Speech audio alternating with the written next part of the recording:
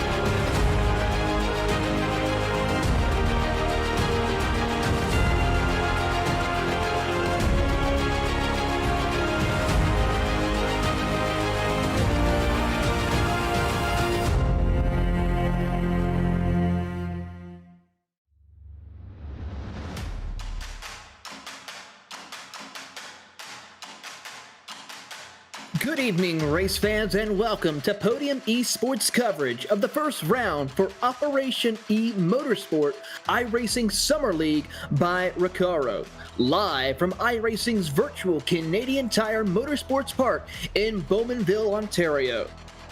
Hi, I'm your host, Taylor Burris, and joined by my colleague in the booth, Rachel Whiteford, and our producer for this evening is Ryan Bauer, who is using cameras by Dougie Beard.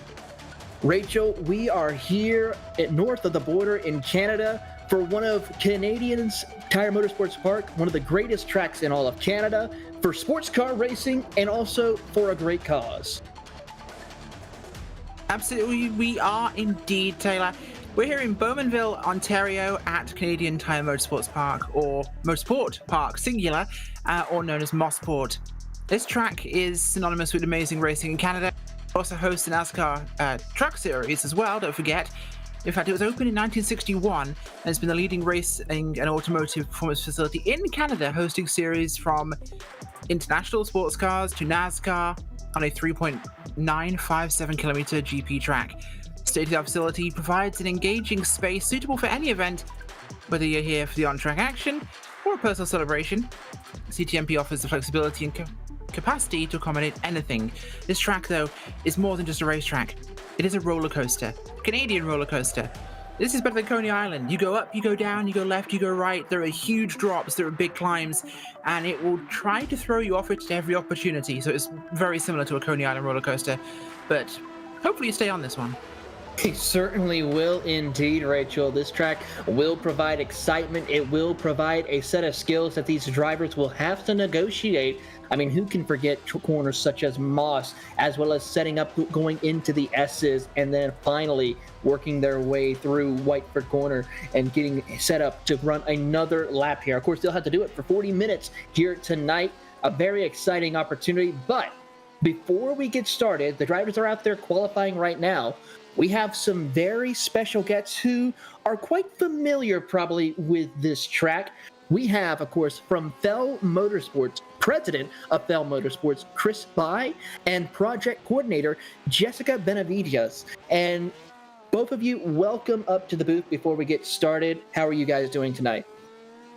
Very good. Thanks for having us. Hey, Taylor. Good. Thanks. Of course, we really do appreciate you guys coming on. Chris, let's start with you. And the question we like to start off with is, what would you like the viewers at home to know about Fel Motorsports? Yeah, so FEL, we're an automotive learning and promotion company. Our main FEL Motorsports, or Motorsports is a branch from our normal business activities. And our normal business activities consist of, we serve the automotive industry exclusively. We're the agency of record for PR, for Genesis Motors Canada. We do a lot of business with the Volkswagen Group, with Volkswagen, Audi. We've started the company with Porsche in 1986, so 30-some years later, the Volkswagen Group remains our largest client, something we're very proud of. We do a lot of experiential marketing with Jaguar Land Rover. We have an office in the U.S. We do some business with Volkswagen based in Herndon, Virginia, just outside of D.C. So we're there, more so before COVID struck us. But so we've done a lot of work in the U.S. and we also do some work directly for both Volkswagen AG and Audi AG out of Germany. Very interesting indeed. Now, since you are the president of FEL Motorsports, can you talk a little bit about your day-to-day role with with FEL?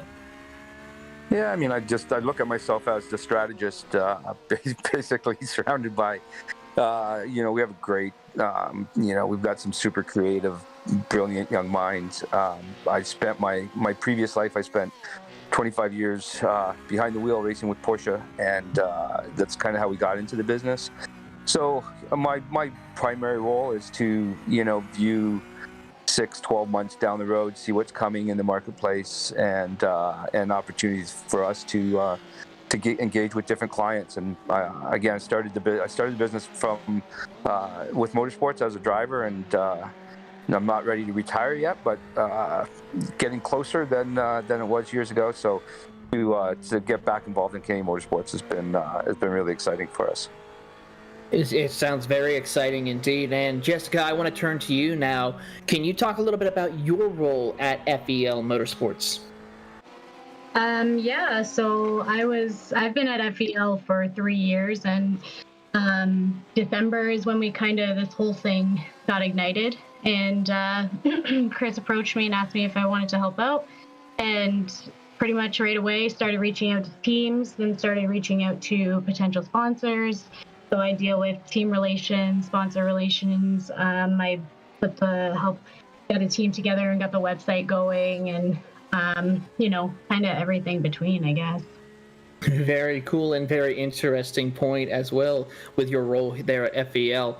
Chris, I want to come back to you. What can you tell us about this past weekend's FEL Motorsport event at Canadian Tire Motorsports Park, since we are now here virtually talking about it?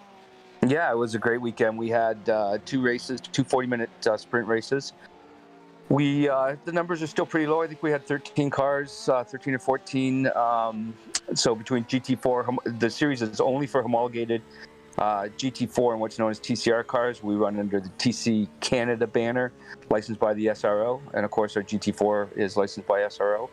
So we had pouring rain on Saturday. It was a super fun race to watch.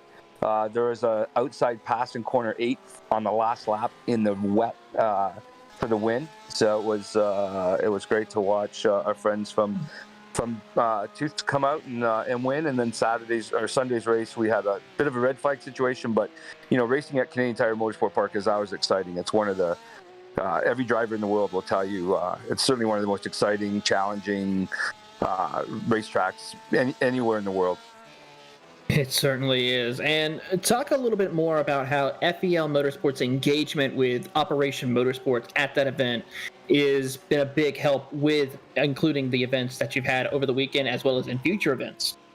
Yeah, it kind of started. I was aware of Operation Motorsports a little bit. I actually have a long relationship with Lou McKenzie, someone that's well known up here and certainly in the military world as well as the racing world. And I shared with Diesel that Lou actually bought one of my race cars back in the 90s. So meeting the folks from Operation Motorsports, we obviously Tooth Autosport competes with us with all of their cars, and I know they're heavily involved.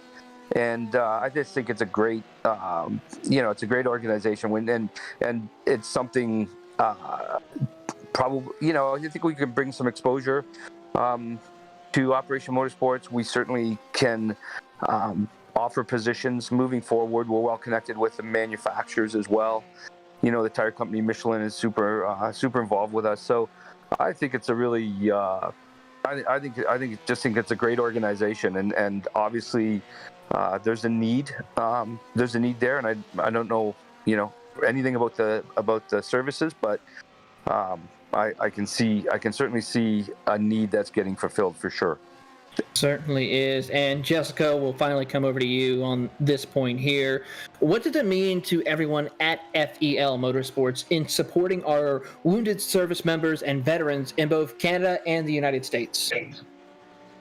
Well, our team at FEL Motorsports, we have a few people who are have family members that did some time in the military, and so they're all super obviously involved and want to know more and want to connect. And I think us supporting Operation Motorsport, we would definitely be able to get as many, or we'll try to get as many beneficiaries as possible working with.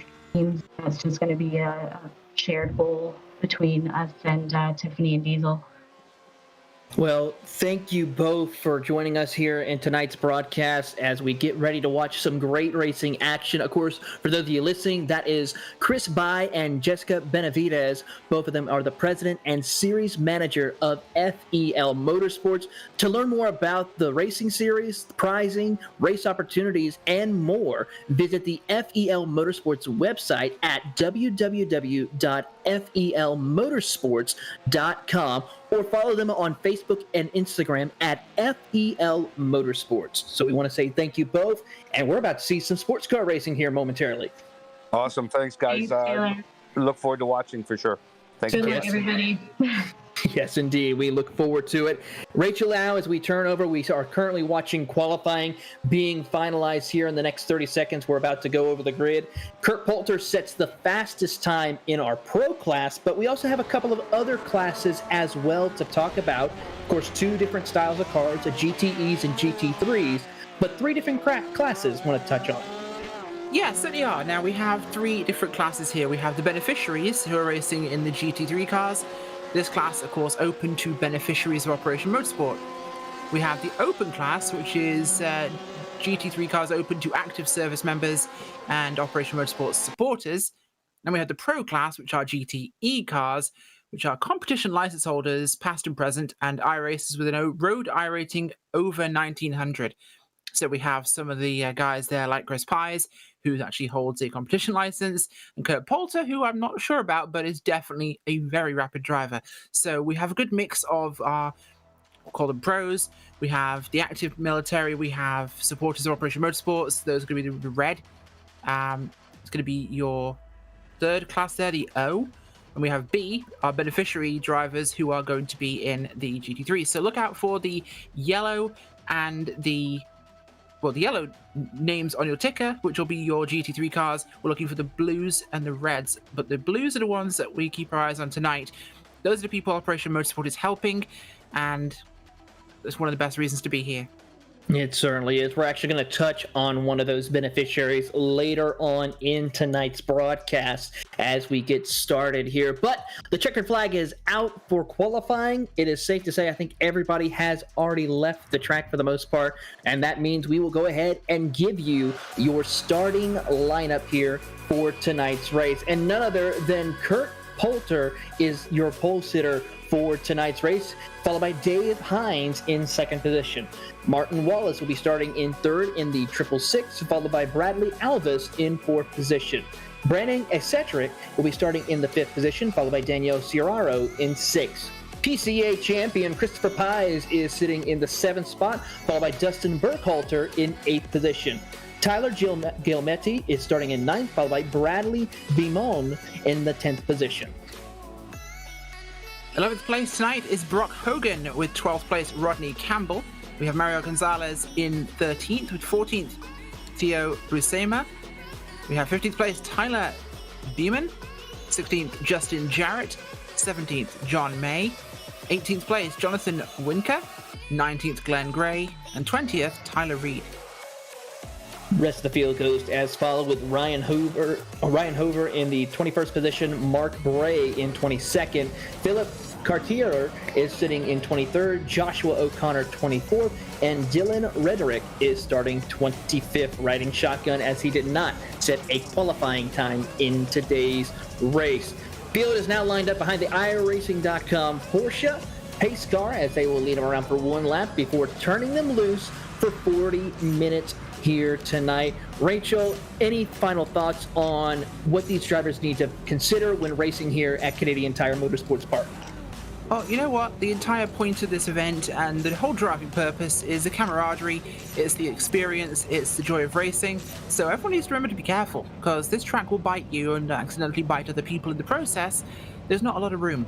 Be careful, back your corners up, because this is one place where there is not a lot of runoff. Compared to what the track looks like in real life now, you've got none of that runoff in the iRacing version. So they have to be very careful about that. It will be the defining factor when it comes to incidents. Certainly is the case here as we watch the field getting ready to line up, and I'm looking now at our field of cars, and a little interesting situation we see. I believe our GT3 cars will be starting up towards the front of the field, followed then by our GTE class. Now, for those of you who are wondering what type of cars that are actually out on the track, it is for the GTE class, the Corvette C8R, followed by the Ferrari 488 and the Porsche 911. Finally, in the GT3 class, we'll see the BMW M4, the Ferrari 488, the Lamborghini Huracan, the Mercedes GT3, and one of iRacing's newest additions in GT3 racing, the Porsche 911 GT3R. Yeah, we certainly will, and I'm very sad not to see any of the Mercedes out on the track. That was a personal favourite of mine, a heavy front-engine machine. A little clumpy, and definitely eclipsed, I think, in the current situation by some other cars in the way things are stacked at the moment. And we're seeing a lot of the Lamborghinis, we're seeing the Porsches, and we're seeing the BMWs. The Lamborghinis are looking very strong, though, based on what I've seen here. Yeah, very interesting situation to see with the Lamborghinis, who are out in force here tonight, especially towards the middle of the pack, as we currently see on the front row. It is none other than, I believe, Brock Hogan, who will be leading the field when we come to the green flag. He is in that Lamborghini, and then, of course, by the Ferrari, who is going to be starting to his outside when we go back green flag racing here. And then, of course, Kurt Poulter is in a Porsche. So the man jumps around quite a bit from different manufacturers. We used to see him in a BMW when he was with the BMW Car Club of America Sim Racing Series. And then when we called the Endurance Series for the iRacing Team Endurance Series, he was in the white Ferrari, which we always had fun mentioning with him. Yeah, we certainly did, and they finally changed to red. And the one race I wasn't there for, the last one, I'm still holding that grudge, and I will maintain it until next season. Certainly so. Of course, we'll catch that action in 2022. But right now, we are about to see some very powerful machinery about to take off here. Field has separated themselves quite a bit to give drivers plenty of room to go racing in, as Kurt Poulter holds the field back in the GTE class a little bit ways back.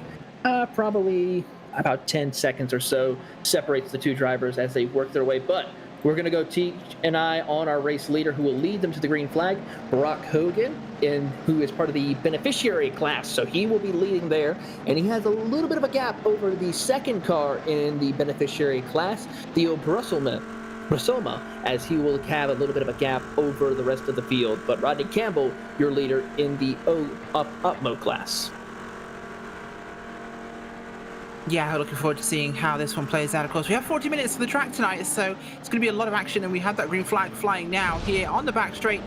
The Mario Andretti straight. That inside line, of course, to the right of the track here. Super, super fast as it's a neck-and-neck run here up towards 8, 9, and 10 for your leaders. It certainly is as they work their way up through turn 1, heading up into Clayton Corner now. The drivers are starting to get themselves careful. Trouble, though, for Brock Hogan. Our pole sitter loops it around, is able to gain control, hits the wall a little bit, but he will lose multiple positions. We'll now go keep an eye on our Kurt Poulter as he leads the pro class entering turn 1. Yeah, he does, and it's a Porsche out front at the moment with that. So it's going to be interesting. We've got two Porsches actually out there from that field, pushing through here, doing what they can to keep the speed up. We've got another car off a little bit further back. Tyler Reed is just running wide there, but he's going to be okay. No contact with anything, as we had some contact now down towards the back of our class there coming through, but everything looking okay at the moment.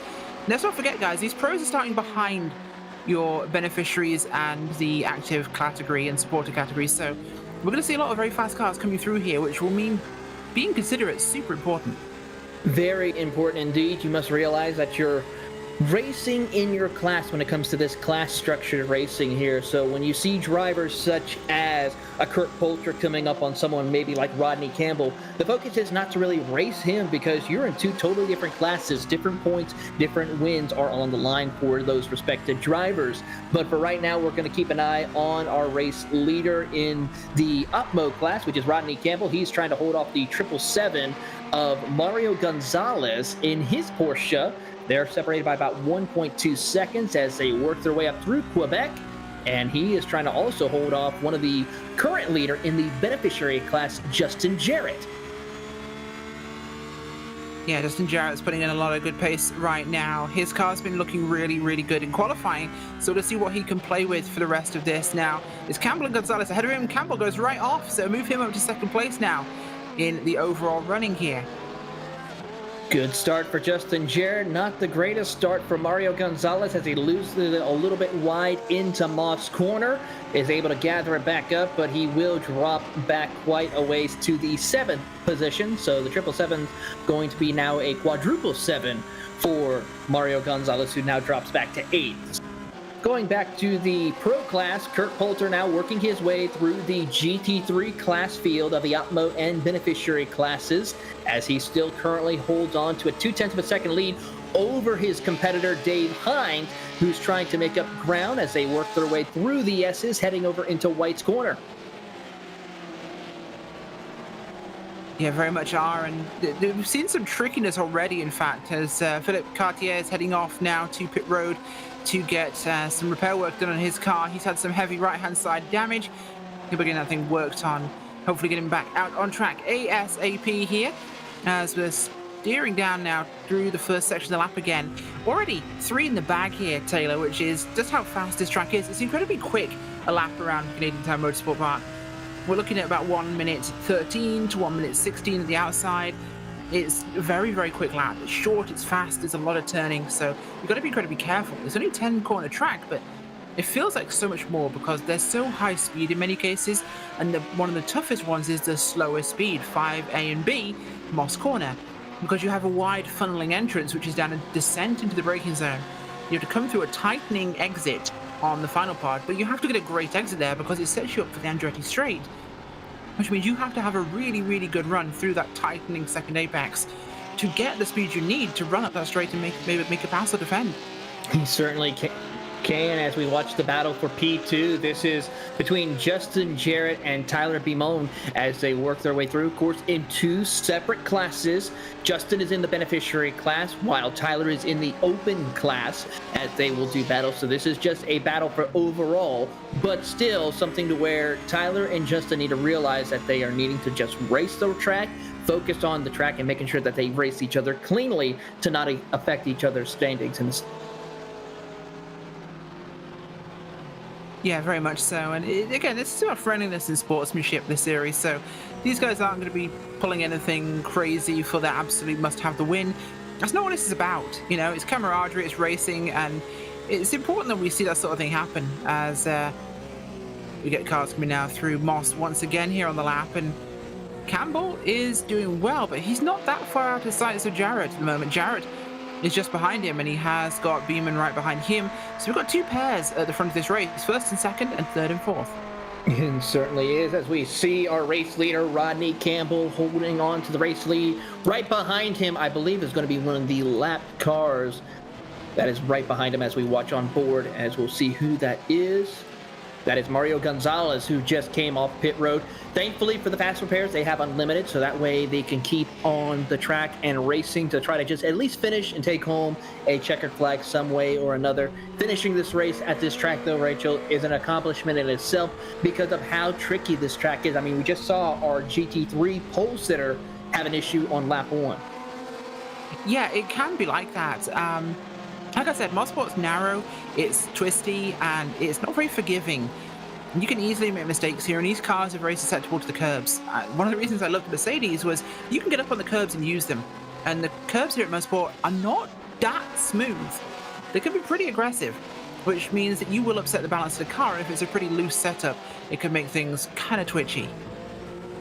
Certainly can be indeed, as we ride on board with second place driver in the pro class is Dave Hines. He's behind the wheel of his number 16 Porsche as they work their way by Justin Jarrett for the fourth position overall. Of course, these two are in very different classes and very different cars as well. The GTE machinery a little bit stronger, a little bit more aerodynamics to add it on to these race cars compared to the GT3s as they work their way through the S's heading into whites, negotiating through the slower traffic as best that they can without causing any incident. Kurt Poulter picking and choosing the right opportunities to pass, along with Dave Hines, who's following through every chance he gets. Yeah, certainly is. I'm keeping my eyes on Christopher Pies right now, of course, because he's making his way through this field at the moment, pushing up there in his Ferrari from the GTE class there from the pro field. Currently running out of turn 2. And like I said, this is where we'll see something tricky, is all these GTE cars coming through the GT3. And they will. It's just a mechanic of how fast they are in comparison. But it's really hard to get passes done at a track like this narrow because you don't have enough room to really keep cars in a racing line, because there are many cases where the racing line is the only line through a corner. Otherwise, you're going wide or off the track, and you go off here and it's grass. You're going to bite it. He certainly is, as he is in a battle right now also with Martin Wallace. They're going to go 3 wide down the Mario Andretti straightaway here. You see a Ferrari, a Corvette, and a Porsche do battle, and it's going to be Martin Wallace who will prevail right now before they enter the braking zone. Throw in another Porsche of Tyler Gilmetti as well. And we still are going to be battling through the S's before we get to whites. Close contact almost happening between the two drivers of Pies and Wallace, but give the position over to the former PCA Series champion in the Ferrari as he'll move up into 6th overall, 3rd in class.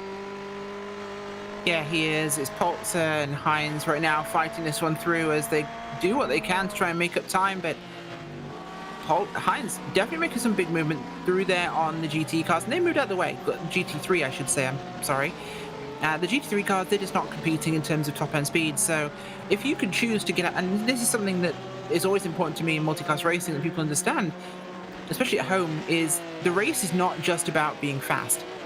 It's about how you race the traffic, and if you're in a slower class, it's about how well you get past. Because there is a best way to do it. If you can do it without losing time, you're going to be faster overall than the rest of your field. And if you're in the faster car, it's about how you pass those slower classes. Because if you can maximize your efficiency in traffic, you're really maximizing your overall race performance. Because if it was all one class, yeah, it'd be about who's the fastest driver. But multi-class racing, it adds a layer of chess to motor racing, on top of the already multiple layers of chess. It's like 3D chess with another D added. Certainly is indeed, Rachel, as we're on board with Christopher Pies, who's trying to catch up to Tyler Gometti. You won't miss any of the action here. We're going to go side by side. You are watching Podium Esports coverage of Operation eMotorsports iRacing Summer League, powered by Recaro.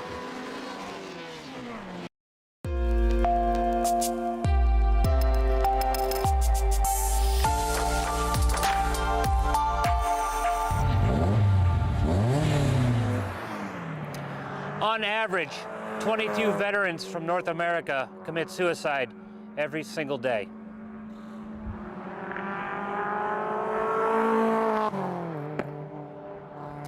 That's one veteran for every second of this video.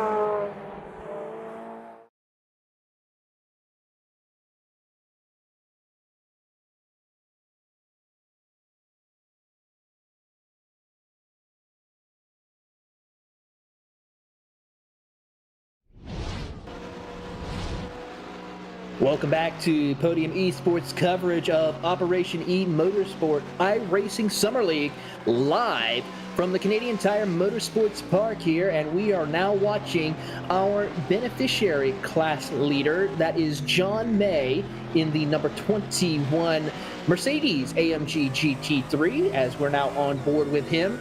Having a great run so far, leading the class, as he is also third in the GT3 class overall as they work through turns one. He has a little bit of an advantage over the rest of the field. Justin Jarrett, his primary competitor, he will be doing battle with as they work their way through turn two, heading up into Quebec, Rachel. But a great drive for him, being very consistent, not pressuring the GTE competitors, and not even focusing on battling with the open competitors in the GT3 class.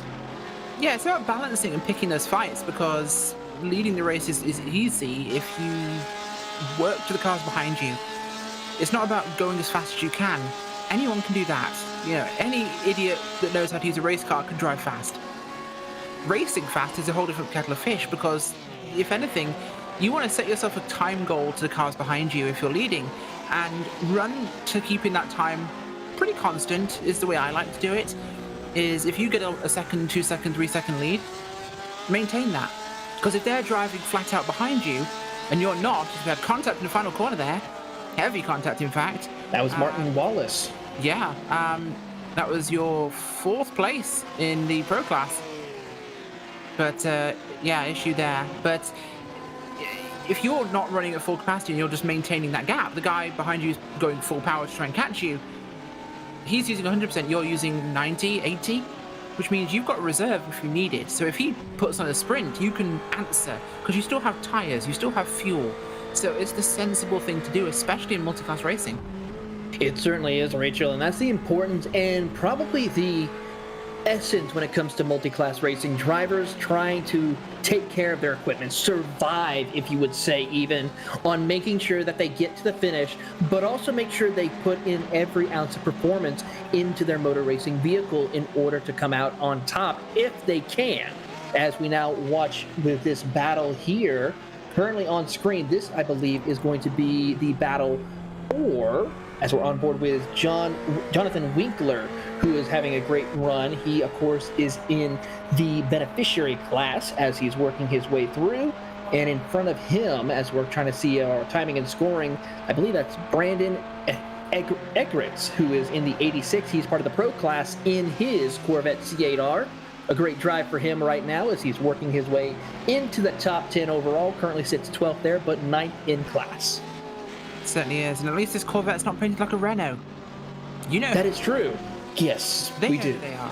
They do. They know who they are. Maybe who knows what will happen next season with that series. Mm-hmm. Yeah. Long story. Long story, yeah. We'll save that for another day. We will indeed. So right now it's very congested towards the front end here. Very, very, very congested. We've got a lot of racetrack action. Hines in 2nd place in your pro class is all in the mix there with things, as our leader in the not beneficiary, sorry, the other category of that is pro class, active and supporters is Rodney Campbell, of course, and I believe our current beneficiary John May, we mentioned him earlier, running a very, very good race. His gap is looking pretty strong, in fact, to the guys behind him. It certainly is right now. He's having a very good run. He currently, I would say, almost has a lap advantage over let's see here, that'd be Trio Bruselba, who is currently sitting in the second place in the beneficiary class as we watch on timing and scoring. But Rodney Campbell and Tyler Bimom is the battle to watch in the open class. Those two have a gap about 2.5 seconds, but as we will ride on board with Tyler in that number 3 BMW. Good to see BMW actually out on the field with their new M4, which recently debuted not too long ago. Yeah, it did, and it's a really great car. It's been performing incredibly well from what I've seen of it in iRacing events, so it's a really kicking performance here as well. As Trouble right in front of him. Oh, yes, we saw that's Winker from the beneficiary category. Second place driver, in fact, in that category. He shouldn't lose a position as far as I know. No, he's in the wall fully. I think he's... Yeah, replay up for you there. And that's in the final corners. Can he get it moving in time? Because Bruselba is coming up behind him now. I think he hit... Oh, he's going to pit road. Okay, so it's moving Theo Bruselba up into second in the beneficiary category. Some damage on that car, unfortunately, for Winker. So he'll have to come to pit road, get that fixed. Certainly, Wiz. But of course, he does have unlimited fast repair, so if something were to happen to him later on in the race, he can get back out there to continue on with his battle as we watch Kurt Poulter just flying away from David Hines as he is currently has a 1.4 second advantage. You're on board with Dave in the pro class in that Porsche 911 GTE RSR as they works their way through up heading down into Moss Corner, which has to be the most famous yet also infamous corner in Canadian motorsports. You have to set up this corner so importantly because you're going uphill at a certain angle that kind of makes the camber of the car and the steering input of this car a little bit difficult. Yeah, it really does, and it can make things troublesome.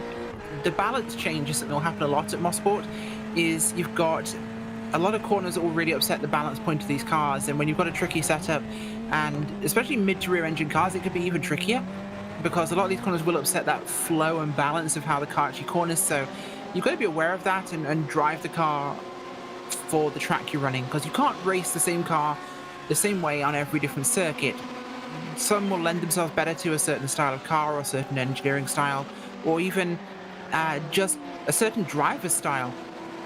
This track is very distinctive, and it's why it's got such a history in Canadian motorsport, is it really does challenge you. It certainly does. This track does challenge even some of the greatest drivers in motor racing. Of course, if we've talked about Canadian Tire Motorsports Park, it used to be home to the Canadian Grand Prix back in the 60s and 70s. So that just shows how difficult this track was when you had drivers such as Mario Andretti coming out here on a yearly basis to compete at this track and showcase the talent that these drivers had in those 60s and 70s style Formula One cars. Absolutely, very much so, and how far it's come. This isn't even its final form here in iRacing, of course. The track itself, which I believe will be updated fairly soon in iRacing, is kind of different to what it is now. A lot more runoff, which gives drivers a lot more opportunities to save their car and have less incidents like we see here, where people just get sent into a wall because there's no way for them to brake or slow down. So, of course, a huge benefit, and it seems such a variety of motorsports. We mentioned it hosts the NASCAR trucks, of course, which is such a wild race for those. As someone who loved the stock cars and road courses, this place is a howl to drive in the trucks. They are amazing fun here. It's just so... It's like a go-kart track for those things. It really is. But the race is going so well right now. But guys, we will be back with you in just a moment. We actually have a short commercial for you, so stay tuned. Well, this is Mosport, and I'm Bruce McLaren.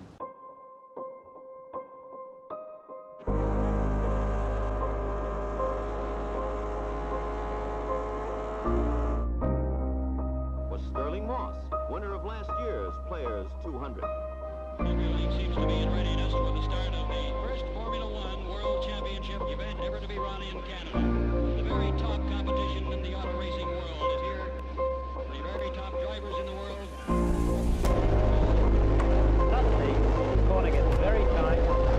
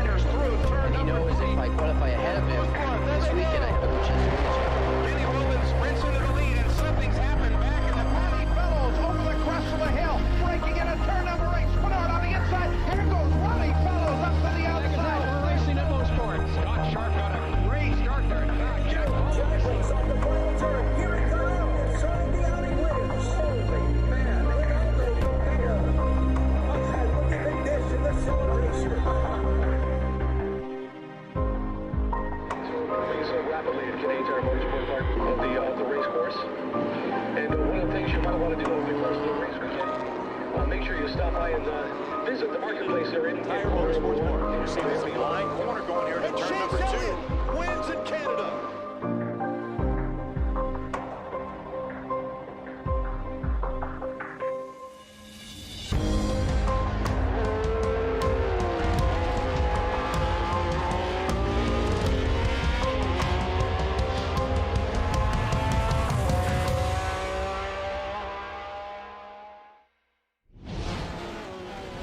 Such a interesting video talking about Canadian Tire Motorsports Park. But now it is time that we shine a spotlight not just on the track, but also on one of our drivers here tonight. And Rachel, let's talk about him.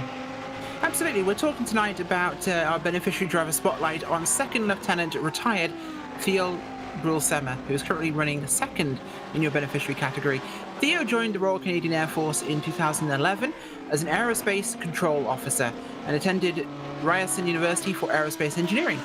He discovered his interest in motorsports by joining the Formula SAE team. After graduating, he was posted to CFB Trenton, and part of the way through his military training, he began to have medical issues, which eventually led to his release in August of 2018. Since his release, Theo has been very grateful to be involved through Operation Motorsport on many different teams and levels of racing. He's also partaking in Opmo's real-world driver development through partnerships with Twoth Autosport at Calabogie in Canada, working through their driver development and ladder system. His goal is to gain real-life race experience that he will carry over as an Operation Motorsport driver for the Race of Remembrance. Theo also recently graduated with a Master's in Engineering and spends time as a junior race engineer with Twoth Autosport. Such a cool opportunity for Theo, and we hope to see him maybe one day compete in the Race for Remembrance. I know that race is a phenomenal one over in the UK. I always hear one special guest who we've had in a podium broadcast, John Hindhall, talk about that race constantly when that race rolls around over in the UK, Rachel, and it's a phenomenal opportunity to see drivers who were a part of the military, who's made the ultimate sacrifice and great causes to compete, and a chance to have fun in the motorsports.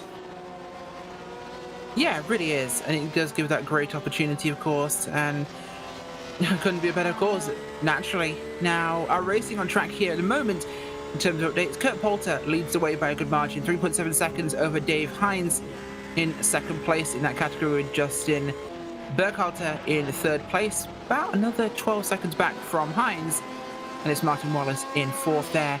In the active duty / supporter category, it's Rodney Campbell leading the way there, ahead of Tyler Beeman, who is going to be about 8 seconds adrift of him.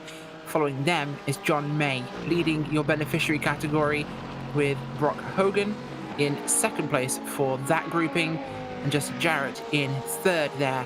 So the race is really evolving here. We're seeing a definite separation. Some guys have had struggles, some guys have had trials and tribulations, but this race is really clean, I will say. The incidents we have seen on track have largely been mistakes or single car accidents. So lots of camaraderie, lots of fair play on the racetrack, people giving each other lots of space, which just, honestly, I think helps breed better racing, if anything. It certainly does, Rachel. I mean, we've had 25 cars to start the race, and still we have 23 cars out on the racetrack there, which shows that everyone wants to try to come out here, put on a good show, and race through, as we see our overall race leader and pro class leader, Kurt Poulter, negotiating through lap traffic of the GT3 field, as he's currently working his way around one of the drivers in front of him, Justin Jarrett, who we touched on, who is running in the beneficiary class, currently sitting in the third place in that class, as he'll go around the outside before heading into Moss.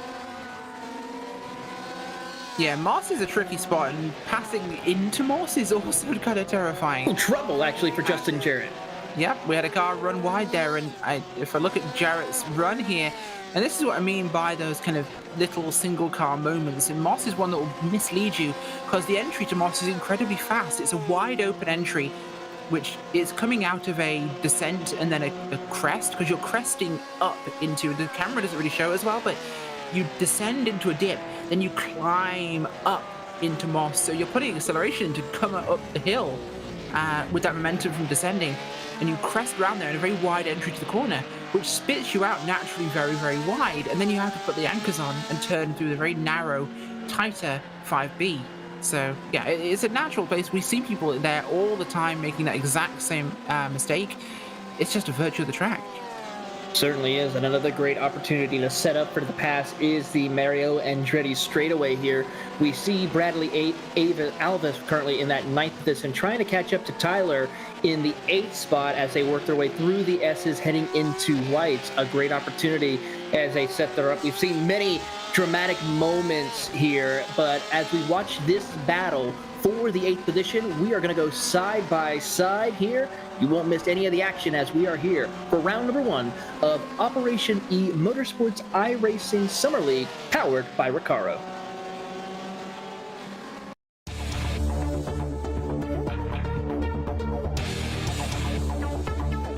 I found out about Operation Motorsports through the program I'm in with the military. They're helping me transition into the civilian life, and this was a great way for me to take my passion and see what it's like on the high-performance side. I'm here to pick up what I can learn from them so that I can use it with my future career as being an automotive mechanic. This is a great experience whether you're just a at-home kind of person working on your car, changing oils or stuff like that, or wanting to go into the high-performance side. I'm loving how the team's taking me in and really showing me everything. It'll show you just about everything you need to know from the driver standpoint to the tire changing.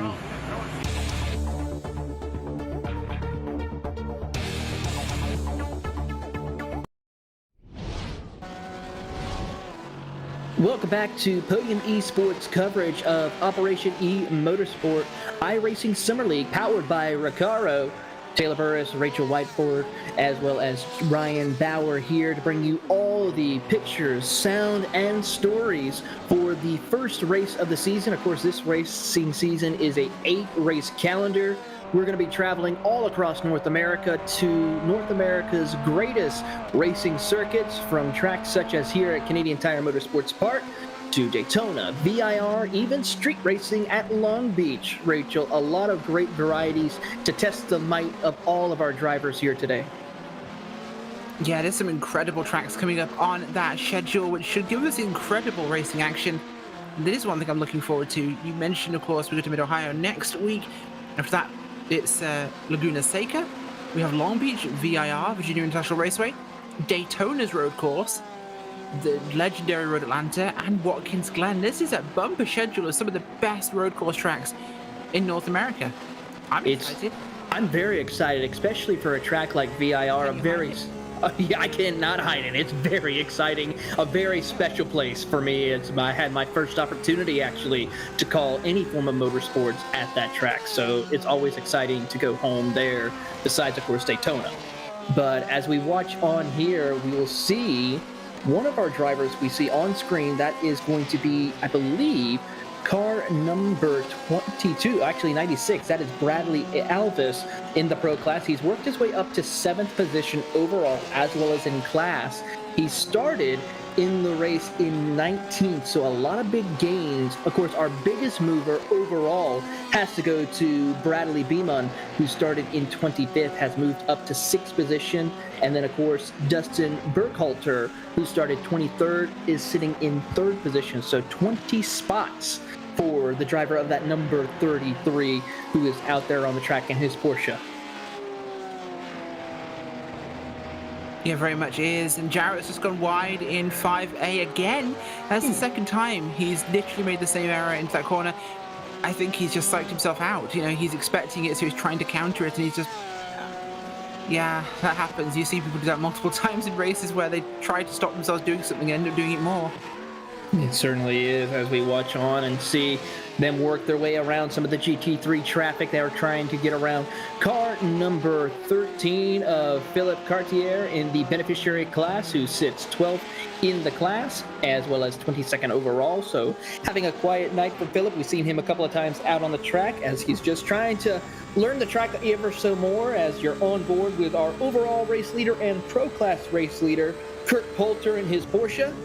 Had a couple of close calls during our commercial break with lap traffic as he's currently working around one of the BMW M4s. That is Tyler Beamon from the open class, who is having a quiet night. He sits second in that class, trying to find a way to catch up to Rodney Campbell, who's about 6 seconds up the road.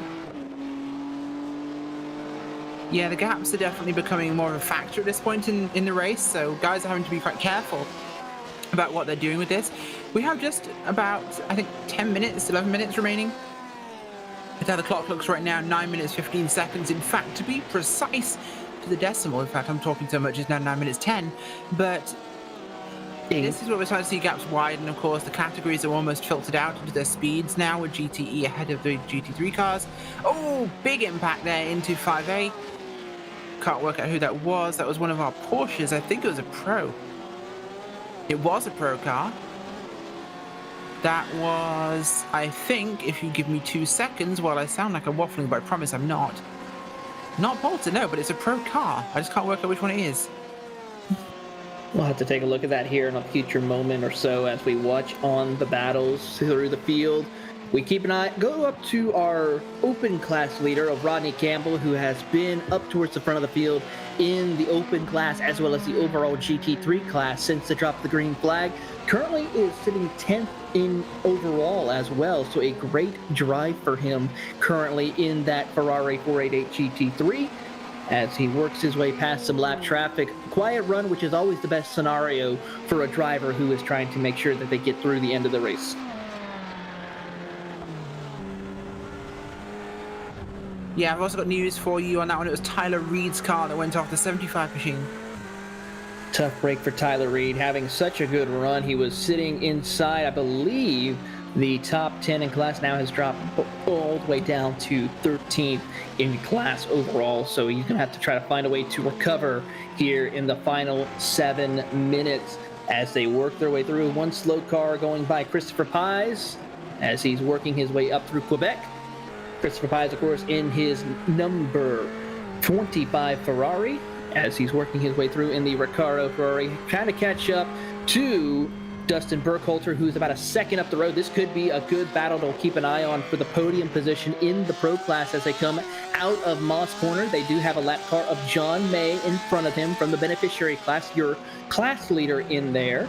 As they work their way down the Mario Andretti straight, a good opportunity to get into the slipstream to set up a pass before going into the SSCs. Not quite close enough just yet to set the pass up, but with 6.5 minutes left to go on the clock, Rachel, he does have time to make the pass. He does, yeah, and there's definitely time to do that, but patience will be a factor here. I think you should wait a little bit longer till he's much closer and has a better opportunity, because too soon you can put yourself in real trouble. Certainly can, as they now have caught up to the back bumper of John May. Working down into turn number 1 to set up for Quebec, closely right there on the back bumper of that Mercedes AMG GT3. They'll go around the outside here as we watch this. We are going to take one more commercial break, but don't worry, you won't miss any of the action here on the track as we watch the battle for third place.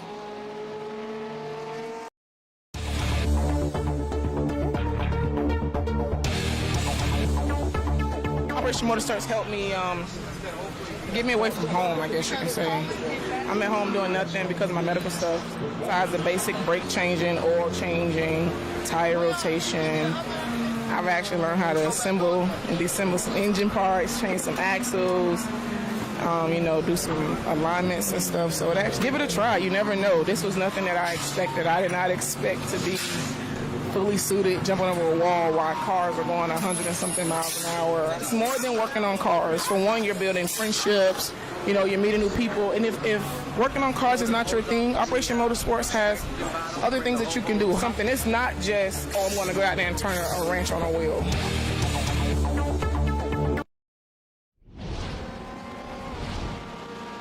Welcome back to the closing 5 minutes of Operation eMotorsport iRacing Summer League powered by Recaro, and we are watching the battle for the final podium position in the Pro class as well as overall. Dustin Burkhalter in the Porsche versus Christopher Pies in the Ferrari, working their way up through Clayton. Here we go. We'll see how this battle will go down. Can Christopher Pies find the needed momentum to get around Burkhalter, or Burkhalter prevail? And the final minutes, Rachel. Yeah, really are, and this is where we're seeing most of the action at the moment, and Pies is going to have to put some serious effort in here if he wants to make it through here on Burkhalter. That's not insurmountable, but with time running down, he's going to have to put something into this and try and find an opportunity. You can only run behind him for another lap or so before it's really commitment to running and finishing behind. I'm noticing on the front as well as the rear of that Ferrari that Christopher Pies is driving a little bit of damage. Now, he was involved in an incident earlier in the race. Could that be affecting the handling of that race car, especially trying to get a pass down the Mario Andretti straight?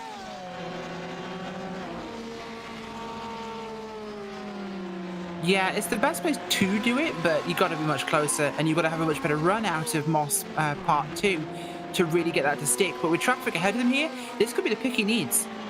This certainly can be the pick that he needs as we watch on Burkhalter trying to get around the lap traffic of Jonathan Winkler. They'll go to the inside of that Ferrari before they now have to set up to find a way behind our beneficiary spotlight driver, Theo Brosema, as he works his way up into Moss. One car goes a little wide. That is going to be, I believe, the number 10 or 19 car of Ryan Hover, who went off track. And now they're heading down the Mario Andretti straight. This could be the opportunity that both drivers need in order to set up a great passing opportunity into the S's as we watch on Theo passing by. Here comes Burkhalter and Christopher Pies in hot pursuit.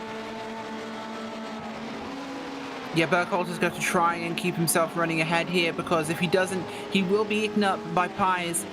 And this is a slice of pie he doesn't want. As we watch on, here comes Christopher Pies. He is right there on the back bumper of that Porsche. Could this be the pass that we see between these two for the final one as they work through turn number 1? 2 minutes coming up here momentarily, down to 2 minutes 40 seconds. So we will probably see 2, maybe 3 more laps to go left in the race. Here comes the pass on the outside. Burkhalter, let's get a replay of that actually, because what happened was kind of endemic of what you see here at Motorsport. He ran a little wide, trying to keep the speed up. Actually, he got a kink. No, he got a wiggle. If you look at him, he pulls into the apex, and he got a wiggle in the apex there, and he just ran wide. That wiggle upset the car. He had to run a little bit wider, lost speed, wiggled a second time, had to try and control it, back off the throttle. But you'll see here, coming through turn 1, no problems whatsoever. He's ahead as they approach entry for turn 2. And this is tricky because there is actually a kink on the inside here. It undersets the car. You get wiggle, wiggle, wiggle. Gets sideways, holds it. Slight wiggle again as he gets onto the rumble strips. But there's a little bit of a kink in the curbing just there as he's actually gotten back past him once we're live. Ahead now of Pies, so he recovered that position. Huge. He certainly has. He's holding on here in the final minutes as we go through the final corners. They now are trying to get around one of the open class drivers. That's Tyler Beamon as they work their way down into turn 1. Once again, Christopher Pies trying to see if he can have anything for the Porsche of Dustin Burkhalter, but so far nothing will come of it as they work through Quebec corner once again. Yeah, and it's going to be the tricky position to do that, and the clock is so low. They've got less than a lap, so I believe they'll get a lap after this one. This should be our white flag this time across the line. I believe. I may be corrected by this one, but it's going to be tight. Pies has to do it soon. Well, let's see right now as Kurt Poulter, our overall race leader, is coming out of White's corner. So this should be the white flag for him. Yes, it is. White flag is out for our overall race leader, Kurt Poulter. So these drivers here, let's see where Burkhalter and Pies are. They're just coming down towards the entrance of the S's. So they are going to have this one more lap to go. Can Christopher Pies find any ounce of speed to get around Burkhalter? We're going to find out. Yeah, it's going to be super, super tight with this, and I'm honestly really on the edge of my seat with this. Poulter's off in the distance. Hines is, well, baked the competition. Got to do that one, sorry. But Burkhalter and Pies, this is really where it's sticking, and this is our final lap now. The gap is looking pretty big. I think Burkhalter has this if he doesn't make a mistake.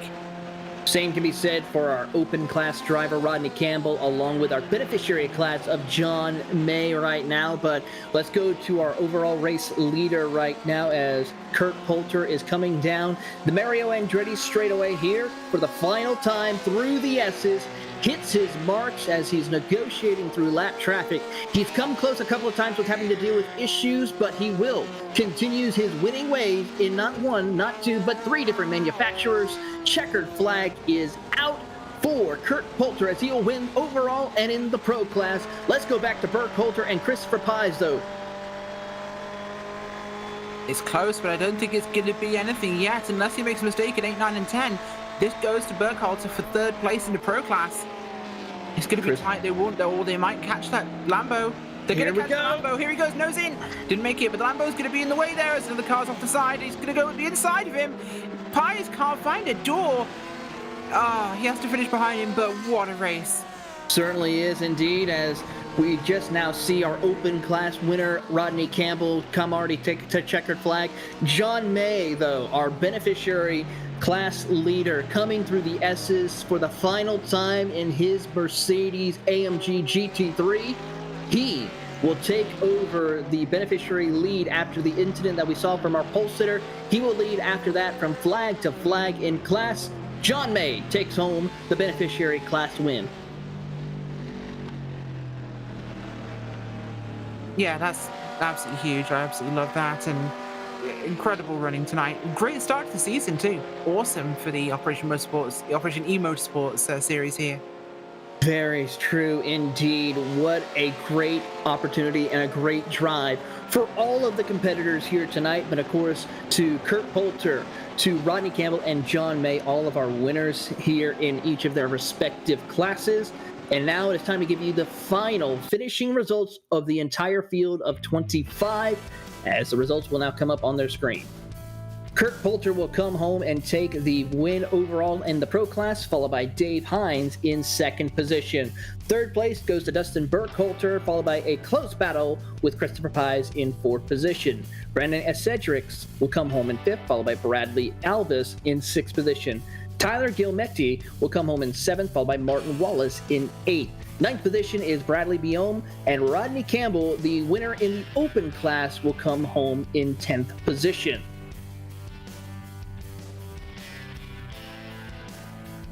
'11th is Tyler Beeman with 12th, John May, Daniel Chirio in 13th, Justin Jarrett 14th. 15th is Mark Bray with 16th, Theo Brulsima, Jonathan Winker in 17th, Mario Gonzalez in 18th with Glenn Gray, 19th, Ryan Hoover in 20th. 21st goes to Philip Cartier, followed by Brock Hogue in 22nd, Tyler Reed in 23rd, Dylan Rhetoric in 24th, and Joshua O'Connor will round out your 25-car field as we wait for our beneficiary podium finishers to come up into the booth. Rachel, a lot of great racing. What can we expect? Well, what we've seen so far is that we're going to expect a great season going forwards, and this race was awesome. So I look forward to seeing what these guys do. It certainly is. Of course, we'll catch the next race at Mid-Ohio. Very technical, very high-speed sections of the course that we could expect to see these drivers, and a little bit of similarities that we could see compared to what we saw at Canadian Tire Motorsports Park, with a lot of different elevation changes that we'll see at Mid-Ohio in a week's time. So a lot to look forward to as we wait for our podium finishers to come up into the booth. Let's see here. I believe Justin Jarrett's here. So let's go ahead and bring in Justin Jarrett. Justin, coming home P2 in the beneficiary class. A great drive for you indeed. Tell us about how the conditions were out on the track for you. Make sure we get Justin all wired up here with the microphone. Justin, do you have a copy?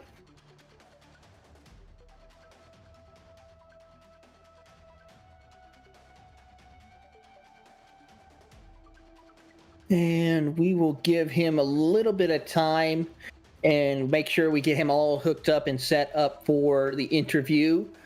We'll see if any of our other podium finishers are ready to go. As we're making sure. Here comes Theo. Rachel will be with Theo Brosema. I am indeed. Well, we have Theo Brosema here tonight with us, 3rd place in the beneficiary category. Theo, do we have you? Seems like a night of technical issues for people's microphones, I think, here, Taylor. But we'll keep people rolling till we can find out what's exactly good. I think we might have him now. Theo. Hello, is this working now? Hey, yes, it's working. Hi, Theo. Congratulations on third place tonight. Thank you so much. Awesome. How was the racetrack out there tonight for you?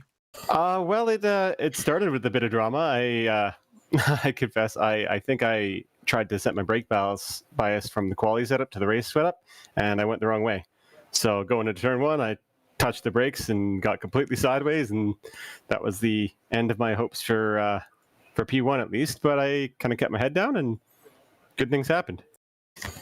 Well, you certainly managed to pull it together there for a third place finish. A great start to the season on the podium. Any particular tracks coming up that you're really looking forward to or excited about for a potential win?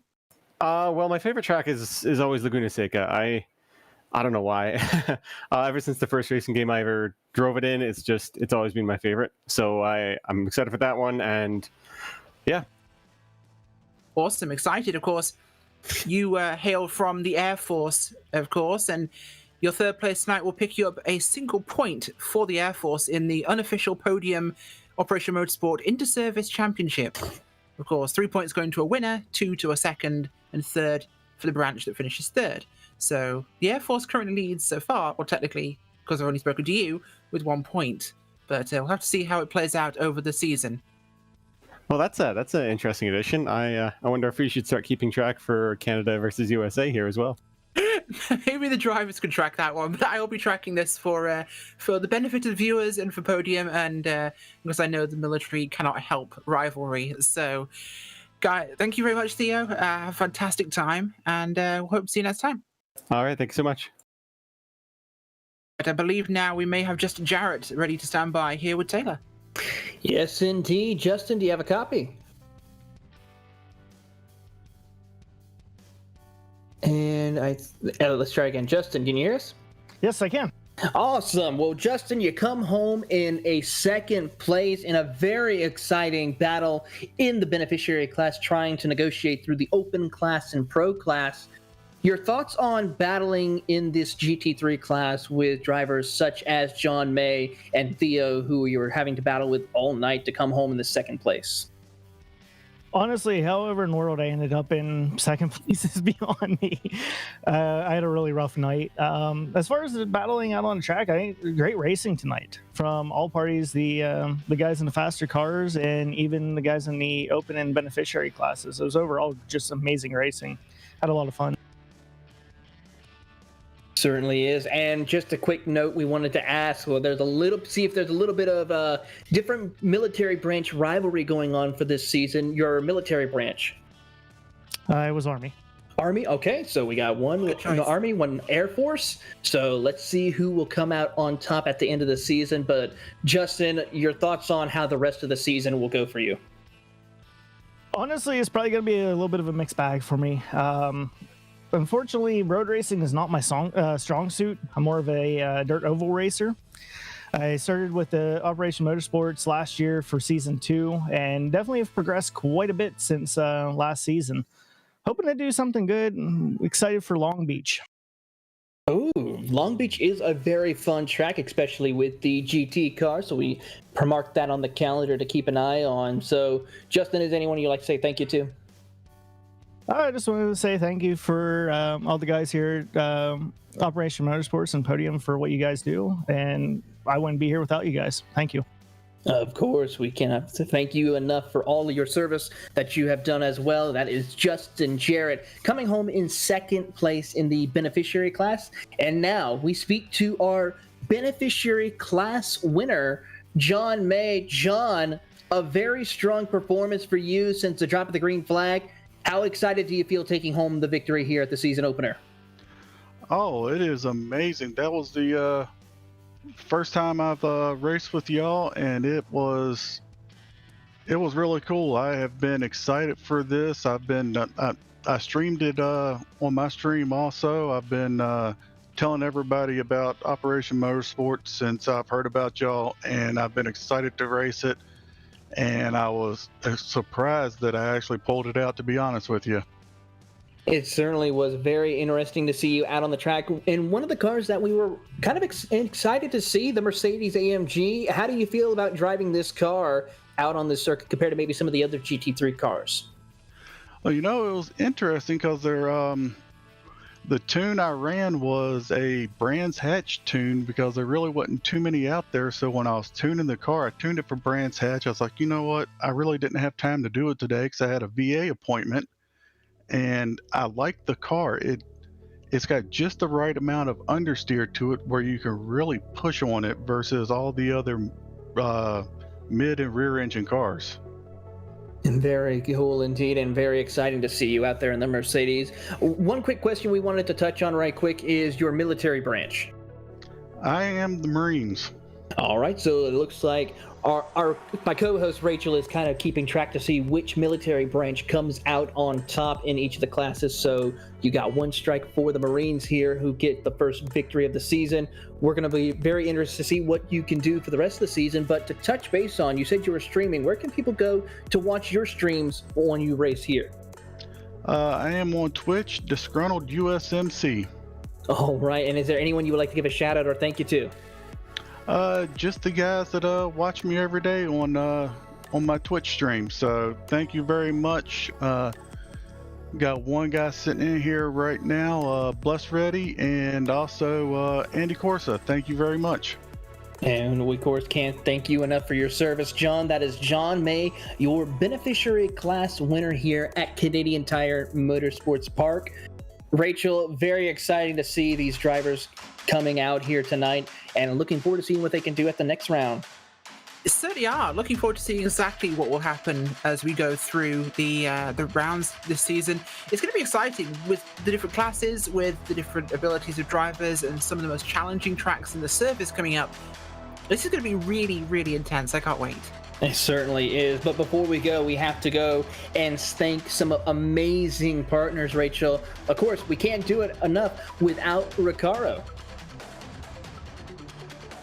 No, we certainly can't. And Recaro being the main sponsor, of course, of Operation Motorsport, it's a huge thing here. Whether it's on track or iRacing, Recaro Automotive is all about making the driving safer, more comfortable, and more controlled. A driving experience that you can really feel. Recaro Automotive puts people first every time. An ergonomic sitting position means a comfortable position, and with perfect seat contours and innovative features that support your body, Recaro Automotive makes driving fun. Be it on the road or the racetrack, Recaro Automotive performance seats are more than just a set of components. They exude innovation, quality, and premium materials, craftsmanship, and a genuine passion for cars. For more information, visit their website at www.recaro-automotive.com. That's recaro-automotive.com. Recaro Automotive is proud to support Operation eMotorsports iRacing. It certainly is. And of course, we have to be saying thank you to none other than the main title of the series, Operation Motorsport. Operation Motorsport is a veteran-led and operated 501c3 not-for-profit based in Brighton, Ontario, and Raleigh, North Carolina, serving Canadian and American service members and veterans, and was founded on the basis of 3 simple words: excite, engage, and empower. The premise is to engage ill and injured service members and veterans affected by military service through motorsports activities to aid in their recovery and rehabilitation.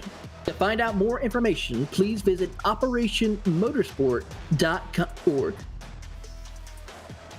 And as we finish this up here tonight, we will have one race to go next week, and that will be, of course, to kick off the next round at Mid-Ohio Sports Car Course. And as you see the rest of the schedule, we will be visiting a wide variety of other races, like we pointed out during the race: Laguna Seca, Long Beach, VIR, Daytona, Road Atlanta, and rounding out for a endurance race sequence at Watkins Glen on September 21st. But for that, it is time that we say goodbye. First and foremost, we have to say thank you to Sam Fellows and everyone at Canadian Tire Motorsports Park. To our series partner of the Operation eMotorsport iRacing Summer League by Recaro. Recaro Automotive, the USO, and Mobile One. Also, thank you to Fel Motorsports for supporting today's race here at CTMP and for joining us earlier tonight. For Jason Leach, Diesel Lauder, and the entire Operation Motorsport team, for James Pike, Gary Sexton, Cisco Scarmuza, and John Theodore at Podium Esports, and for our producer Ryan Bauer and my colleague in the booth, Rachel Whiteford, I am Taylor Burris. I thank you so much for watching tonight's broadcast of the Operation eMotorsport iRacing Summer League by Recaro from Canadian Tire Motorsports Park, and we hope to see you next week at the Mid-Ohio Sports Car Course.